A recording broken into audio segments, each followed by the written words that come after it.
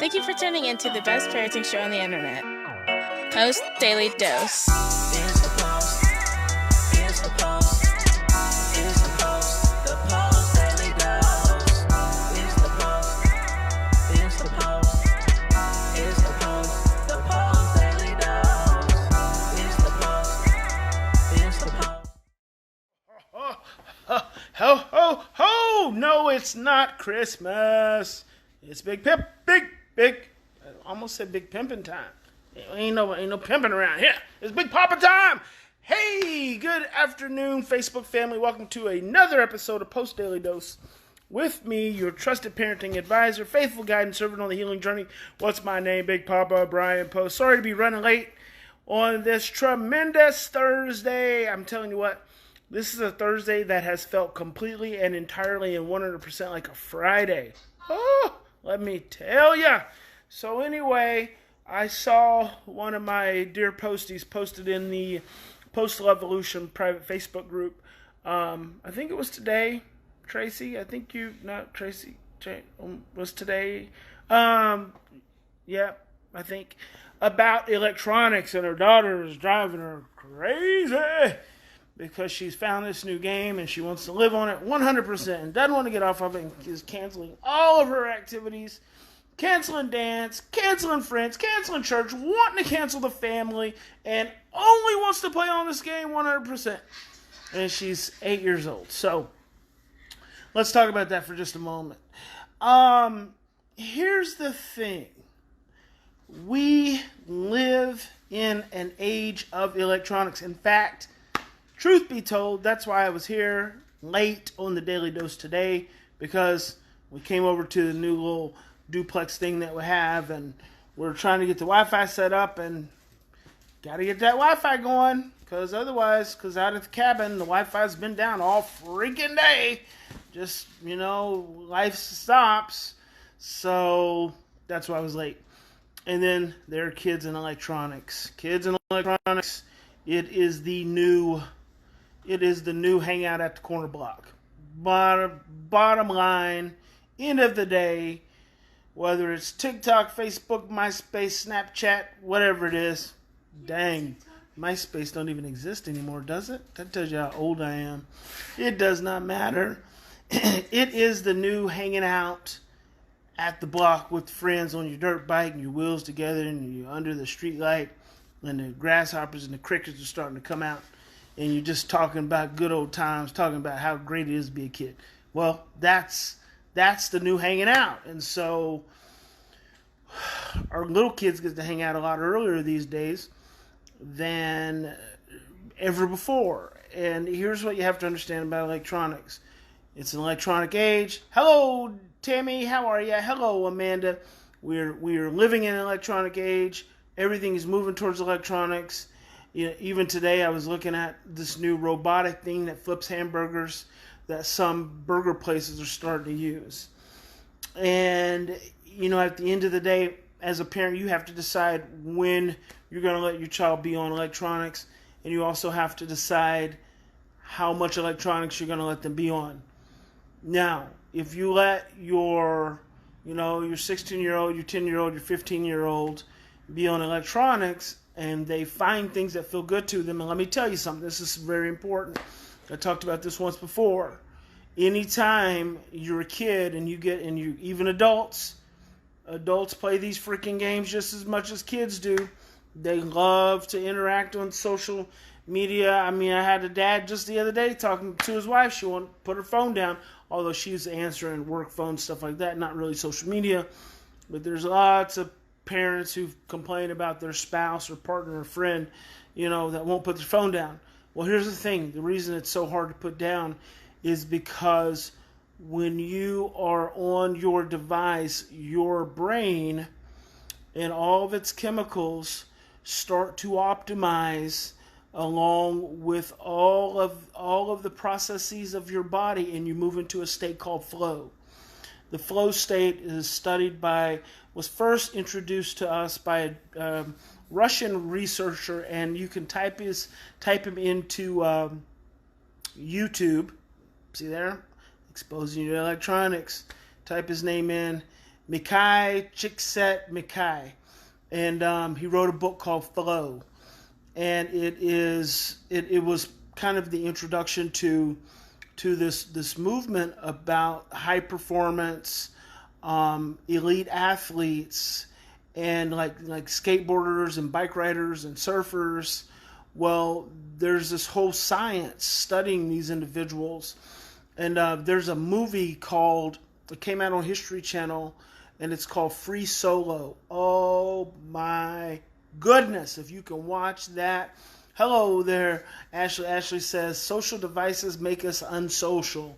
And sadly, that is the world we are moving into. We are moving into a world where our socializing it is literally unsocializing. We are moving into a world where, making eye contact and shaking hands and smiling at someone and getting to know someone is becoming more and more foreign than, shooting them a text message or snapping them or send them a message on Facebook or video, face messaging, whatever you call that stuff.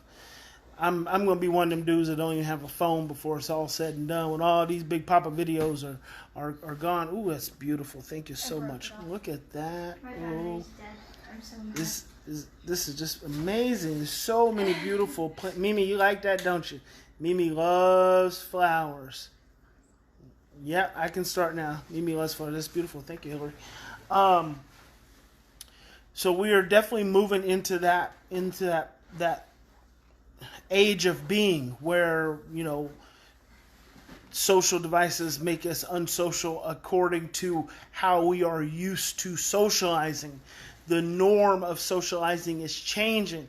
This is what we have to come to terms with. And then I'm going to get back to the point about kids and limits and all that kind of business. We have to come to terms with a changing world. We are the old guard, us parents, us adults. I'm 47 years old. Where there is a changing of the guard. The world is changing faster. There's more information. There's more things going on the internet these days than in the span of a few months than spanned years when I was growing up without computers and things like that. So that's impacting all of us, and you really have to look at that. You're actually moving into resistance. So we're resisting change when we start engaging with fighting our children. This is going to sound unpopular. When we're fighting with our children around electronics, we're actually resisting change. The question you need to ask yourself is, what is it about the electronics that is feeling so good to your child that they have a hard time giving them up, letting them go? What is it in the function of what they're doing that's feeling so good to them that they have a hard time putting it down?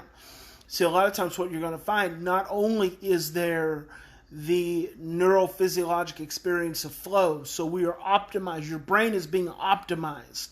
Now, whether our brains are being optimized to the point that they're turning to mush and we're just going to disintegrate into a heap of dirt, or they're being optimized to the point that our neurosynaptic pathways are overdeveloping and we're eventually just going to go back into the universe. It's probably all one and the same. But your child's brain is functioning, your child is experiencing something at a level that feels good to them. That's why they have such a hard time putting the device down. There's literally scientific evidence that shows brain and physiologic optimization when involved with electronics. That's why it feels so good to your kids, and that's why the flip side is why literally electronics is like a drug. They feel good on it, but when they're off of it, that's why they go into withdrawals. That's why they have tantrums. That's why they have rages. That's why they don't want to do anything else. That's why all they can do is think about getting that next hit of that blue light. Somebody turn on the Daily Dose, because Big Papa's on. And if I don't get to hear Big Papa right now, I'm going to lose my mind. Yeah, probably not that serious. I don't think nobody's doing all that. But when it comes to a game, whether it's, whatever, I don't really know any of the games actually, But if your child is, what are they doing in those games? Number one, they are experiencing a sense of mastery. They are doing something repetitively, over and over and over. Hello there, Angela Crawford, over and over and over again. And they're experiencing mastery. Let me ask you this question. And I really want you to think about this. How many times in your life, in your child's life, have they experienced mastery? How many times in your child's life have they been able to do something that they've mastered? Think about all the experiences in school where it's been negative and where they've been, been punished. They've lost points and lost opportunities to play outside, and they get in trouble constantly. Think of all the opportunity, the chances, and the situations where your child has gone into a social situation, and they've gotten anxious and felt rejected and felt shamed and felt embarrassed and failed at something and dealt with the ridicule of their peers and our society at large. And then all of a sudden they find this game on these electronics, and it feels good to them. They feel whole. They feel accepted. Sometimes they feel loved. They feel understood. They feel important. I mean, some of these social media websites, that these groups that we get in make us feel important. And think about that. When has your child been able to really feel that for uninterrupted periods of time? Many of you have children who don't do well with other kids in groups. Many of you have children who don't do well with their peer groups. So they find this outlet through electronics that feels really good to them. All we as parents can do is feel really threatened by that. And that's unfortunate because that starts to create a bit of the resistance that we're experiencing. We don't really understand why our children won't put the phone down or put the device down. So naturally, we start to feel some kind of way about it. And usually it's not positive. Usually it's not encouraging. Usually it's not supportive. So what if you actually, instead of trying to get your child off of it, you actually started supporting? Think about this.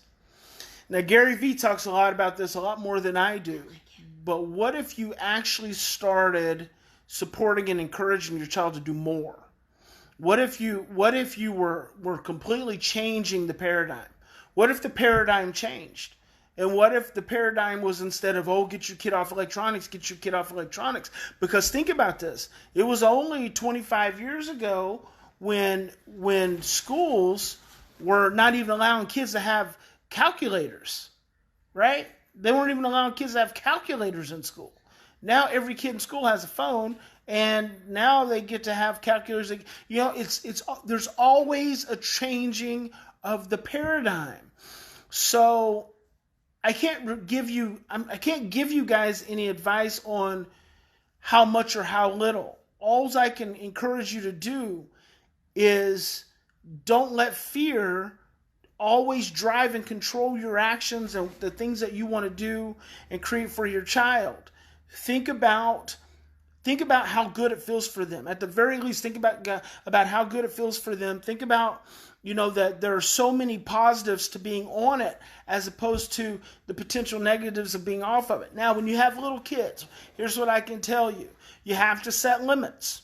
I suppose you have to set limits. We all feel like we have to set limits at some point. So if you got to set limits, you've got to expect your child to be upset. Remember, I've said this 100 times. It's one thing to set the limit and reinforce the limit. It's another thing for your child to whistle and do the happy dance as they operate within it, or as they respect it, or as they, the boundary you set, as they conform to it. So they don't have to be happy about it. But that's usually why we stop setting limits. We don't set limits because our children get upset, and then we feel all kinds of parental shame and guilt, and then we get mad at them, and we just want them to conform and do as we ask them to do. But really, we don't want to feel those feelings of guilt and shame. Set the limit. If you're going to set the limit, stick to the limit. And I've always said that if your child seems to be really struggling with something like an electronic device, whereas they get off of it and, the world is ending, maybe it's too much time. And so maybe you scale back the time, and you scale it all the way back to 5 minutes. Scale it back to 5 minutes. They can be on it for 5 minutes. They get off of it for 5 minutes. Now, this is learning. This is teaching. This is repetition. And then you say, okay, that's great. I notice your brain can handle the 5 minutes. I feel good about that, so let's try 10 minutes. You give them 10 minutes. You could do this in the course of a day. Like, you could do this in the course of a day. You give your child constant repetition about, being on it for a certain amount of time, and then putting it down and going and let's get busy doing something else. One of the things we like to do with our kids is we like to ask them to get off electronics, and then we tell them to go find something to do. You can't do that. You can't do that because you're taking them from the bottle. It's like you're taking them from the bottle. You're taking them from a source of soothing, and then you're saying, go feed yourself, right? And I believe, truly, 100%, that you should use electronics as, and I have said this for almost 20 years, as an electronic babysitter. If your child is on electronics, they're being babysat. So you need to go take care of yourself, go do something that feels good to yourself, go clean your house, go wash your dishes, go take a nap, go take a bubble bath. See, parents are always talking about, I don't have any time for myself. You give your child an iPad or a cell phone, I bet you're going to get some time for yourself. Then go in your room, take your bubble bath, drink a glass of wine, enjoy yourself. And then when you come back, you're feeling refreshed, then you're ready to connect. You sit down by your child, maybe play on your phone for a little bit, you see what they're doing, engaging what they're doing a little bit, and then say, hey, let's go for a walk. I don't want to. Come on, you'll be okay. You can get back to that later. Right? So you transition them through it, they set it down, you go for a walk, you go do something that feels good. It doesn't have to be all or nothing, guys. You just have to be willing to go through the struggles of helping your children learn, but at the same time as you're helping them learn, I really, really, really want you to think about the changing of our world. The new pair. Thank you, Ashley, for those 200 stars. 200 stars! I just realized I've never gotten 200 stars at any point in school. 200 stars! I mean, it's just amazing. I used to have to go a whole day to get one freaking star. I just got 200. I'm the Star King. Feels so good to get stars. Facebook came up with that. That's crazy. Anyway, think about the changing world. Think about the new paradigm. Think about the possibilities of what feels good to your child while they're engaging in what they're engaging in to make it so difficult for them to get off of it. So that's it, guys. Hope this is helpful. Remember, in any given situation, we always have two choices. We can continue to react from our same blueprints of stress, fear, and overwhelm. We can keep playing that old school song where we can stop, we can take 3 to 10 deep breaths, and choose love. And I hope you'll choose love in every possible moment, and even when you can't, because we are not perfect. We have so much fear than we do love, and we just have to really honor that. We live in a really scared society. We've grown up in a really scared society, and our natural experience is going to be, our first reaction of our brain is fear and survival. So even when you can't choose love, after that fear has shot up, just catch it. Just catch it and go, wow, I was scared. I was stressed. And if you need to apologize, apologize. And then do something different the next time. You have the ability to choose love, and I hope you'll choose love. Big Papa loves you. God bless you. Have a fantastic Thursday evening. See you guys tomorrow. Friday. Freaking fabulous Friday, baby. Good night, everyone.